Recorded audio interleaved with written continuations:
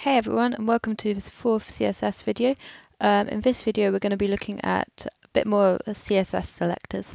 So first of all, I want to remind you, we've already seen that we can use the element selector where we just select all p tags or all h1 tags, all div tags, and we've already seen that we can use the class selector.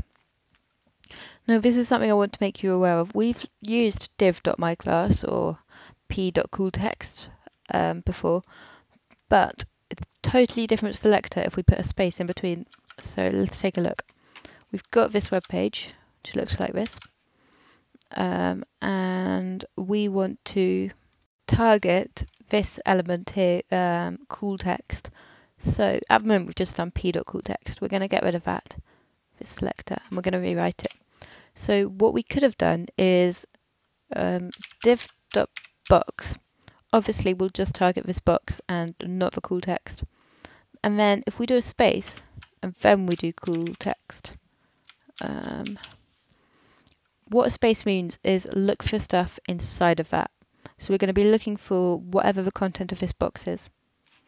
So if I did no space, it would look for a div with the class box and also the class cool text, and we haven't got that, so it will do nothing. With the space, as I've said, it will look for cool text inside of box. So if I save that, come to here, it should, being applying the cool text style, which actually isn't that cool, to this, like that. So that's all very straightforward. So next, let's have a look at multiple selectors. Now we sort of touched on this if you watched the example in the last video, but you can have a style set. So let me create one. What shall I call it? Decorated text. Text decoration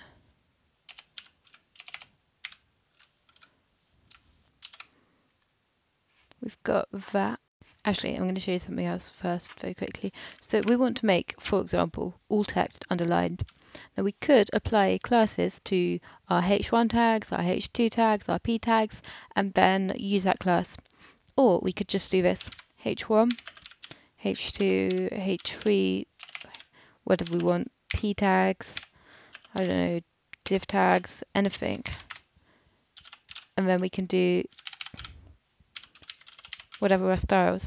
And what this does, it will apply the style to the h1, the h2, the h3, the p's, and the divs. So if I come to here, you will see everything is now underlined. So that is just an example of how you can use multiple selectors in a class. And of course you can make it more specific, so you could have just p with cool text. So now, did I save that? If I come here and refresh this document, I'll just get rid of div as well. What this should do, is now it's only targeting the p when there's the cool text selector. So all text will be underlined, but only p tag with that selector. So that should all make sense. Another selector which is very rarely used by itself, usually only used as part of a combination, but I'll show you, it's the all selector. So that will just make target everything. So yeah, it's pretty self-explanatory.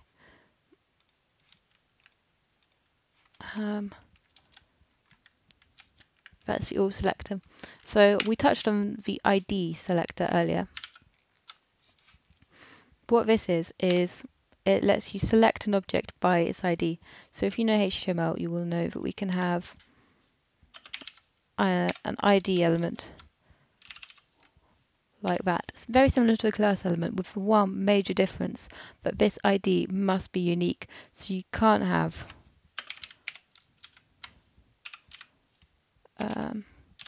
that. They must be unique. That must be a box 2, this is box 3. You can call it whatever you like without symbols except for dashes, but it must be unique. So if we want to select an element by its ID, it's very similar to using the class. Instead of doing this, you do this. Hashtag is for ID box 3, like so.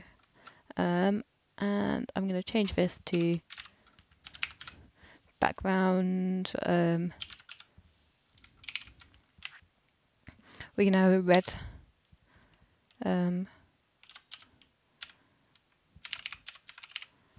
Kind of a weird red. So if I save that, I forgot to save this too. We can see we've targeted just this one with ID 3. Some developers don't like using the ID because it promotes unreusable code. If you've written a style set and then targeting it by ID, then that set is probably only being used once, and that's not often good. And in some CSS style guides, it advises you not to use the ID, but some say it's fine, and it works in all browsers, so it's not too bad. So thanks for watching. In the next tutorial, we're going to cover the DOM box model, which is like padding and margin, border, all that kind of stuff.